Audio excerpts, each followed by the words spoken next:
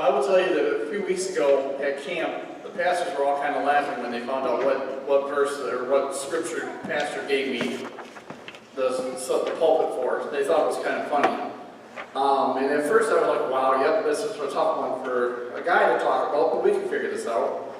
But as I got preparing for this, really a theme came out. And my question is, can a person's faith heal them? Or what can a person do with their faith? So in preparing for the sermon today, I came across this miraculous story of a person's faith healing them instantly.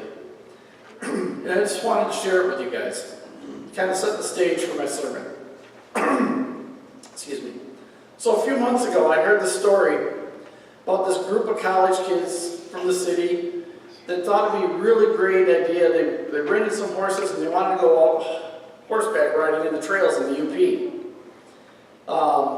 So they're on the Keweenaw Peninsula, a fairly rocky area, no experience. They rent these horses and they go out riding. And only a few minutes in, a horse kind of made a misstep, tumbled over and fell, rolled across this kid's leg, this young man from Detroit.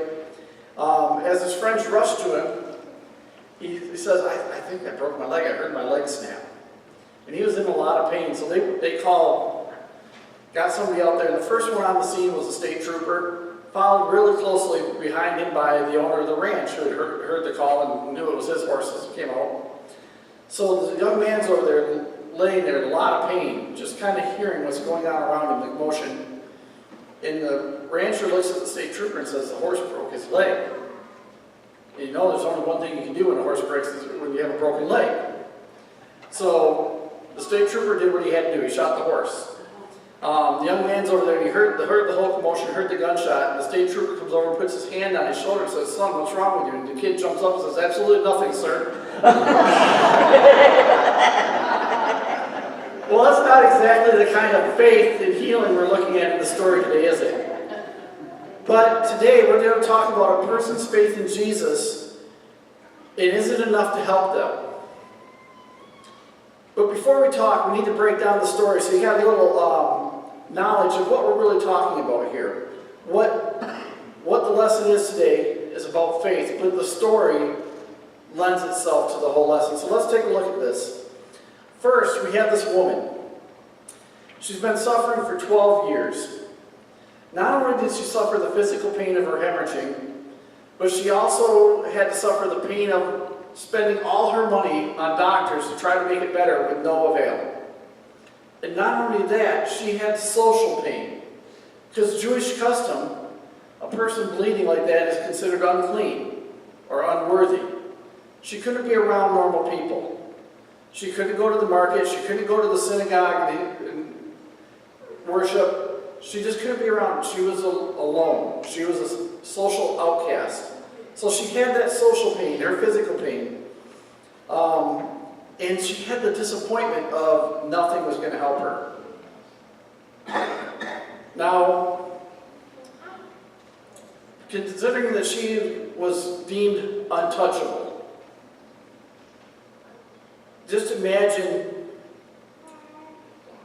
how desperate she was. 12 years.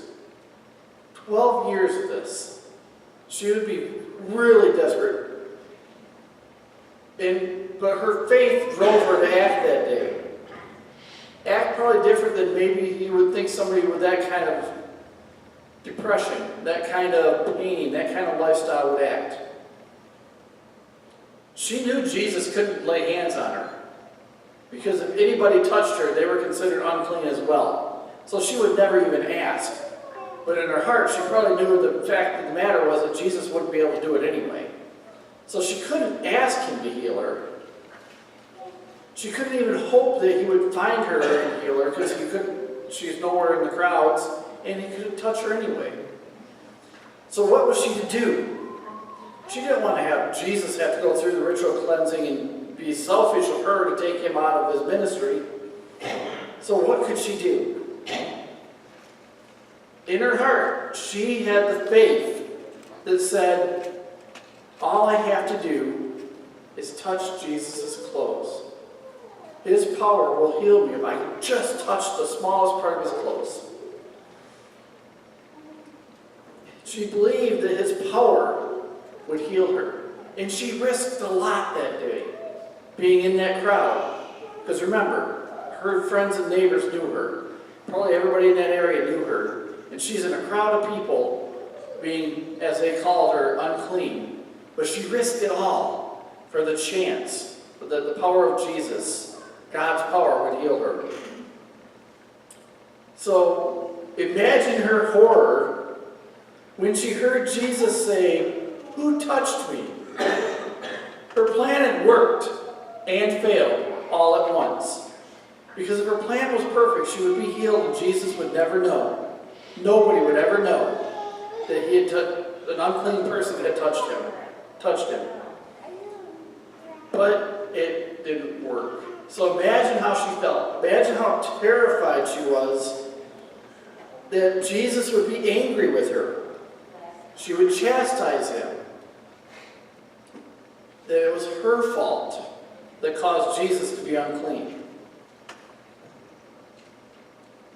Instead, she heard words that freed her from her 12 years of torment and solitude.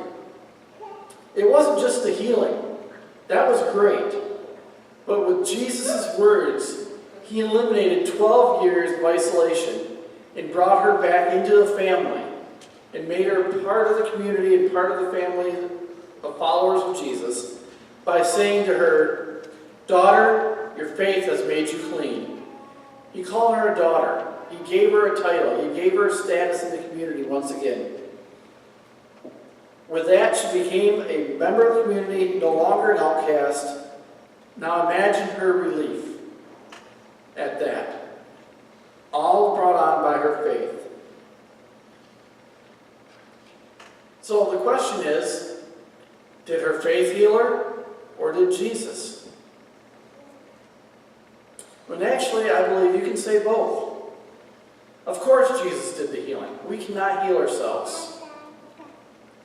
But it was the woman's faith that brought her to that point in time and gave her the ability to think that if I can just do this, I can be healed. So her faith is what helped her get to where she had to be healed by Jesus. Now the other part of the story.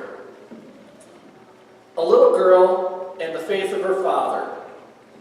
What you might not have caught, because it's really in the beginning and it really goes over quick, is what was the occupation of her father? Her father was a leader in the synagogue. And if anybody should avoid Jesus or asking him for help, it was somebody that worked for the Pharisees. They figured Jesus was a upstart, a person to avoid. He was trying to ruin their religion. So anybody that worked in the synagogue should stay away from Jesus. So certainly should not be asking him for help. But which one of us would not do all we could for somebody we loved or our child? We put everything aside. There's nothing we wouldn't do to save a loved one. So that's where Jairus was at this point in time. He had to do something to save his daughter. His position made him wealthy, rich, powerful. He could have done anything and probably sought out all the help he could have possibly found to help his daughter, but to no avail. There was nothing that doctors or the Pharisees or anybody in the religious authority could have done to save his daughter. So maybe he was desperate, and that desperateness led to his faith. But he had faith that if he could just get Jesus and his daughter together, she would be well.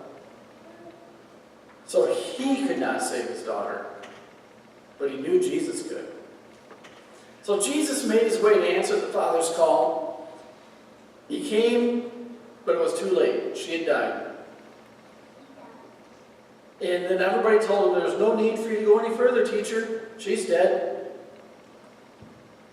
How do we not see, or how did they not see, and how do we not see the power of Jesus? That would be a sad end if that's where the story stopped. The little girl died. But we're talking Jesus here, and that's not where the story ends.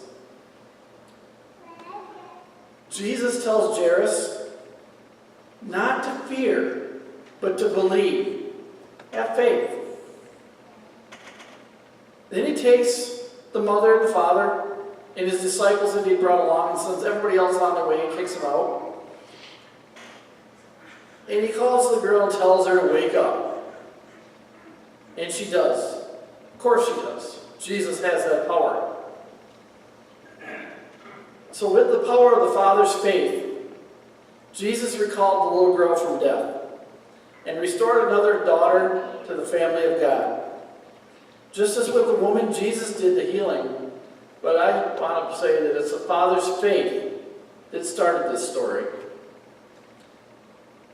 If he did not believe that Jesus could save his daughter, and he did not step outside of what society is telling him to do, his daughter would be dead.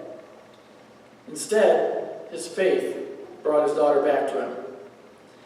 Just a little side note there. I looked up, Jairus in Hebrew means enlightened or learned by God. I think there's a little bit of enlightenment going on to everybody around him. But let's take a look. Let's compare here. We have two stories, same outcome. Jesus' power and their faith saved and healed them. But you had this woman. She was overlooked. She was ignored. She was an outcast. On the other hand, you had Jairus. He was respected, well-known, rich. She was alone. He had family and friends. But she had been desperate for 12 years. His daughter was only 12 years old when she died, much too young to die.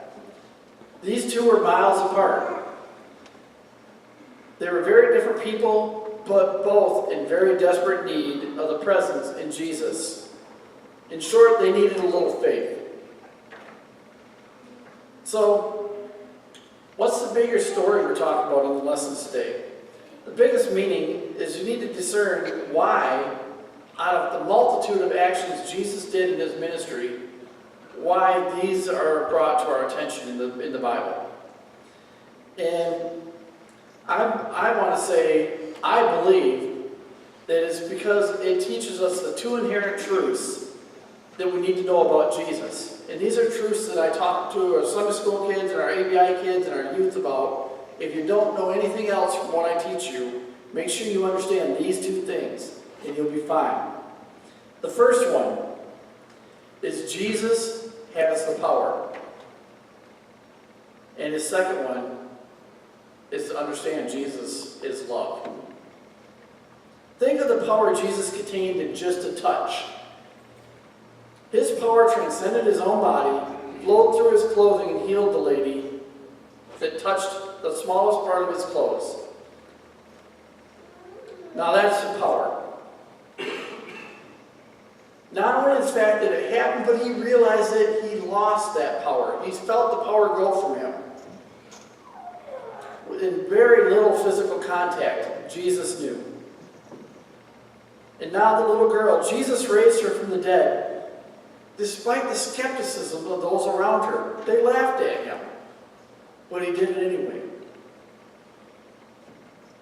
Both stories show how much Jesus loved. He would never have sent the unclean woman away had she even asked. Just the opposite. His love for everybody was what made her clean.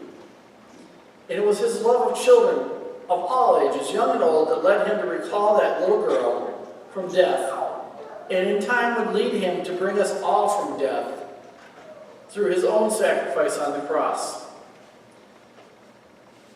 Now faith, I started with, can faith accomplish things? And I'm saying yes, it can. Because if you look at what we do here at Ascension, there's a lot of things we start based on the faith that God's going to be there to help us along. When I started a soccer camp 3 years ago, I had no idea if it was going to work or not, but I had faith that it was the right answer for Ascension. And I had faith in the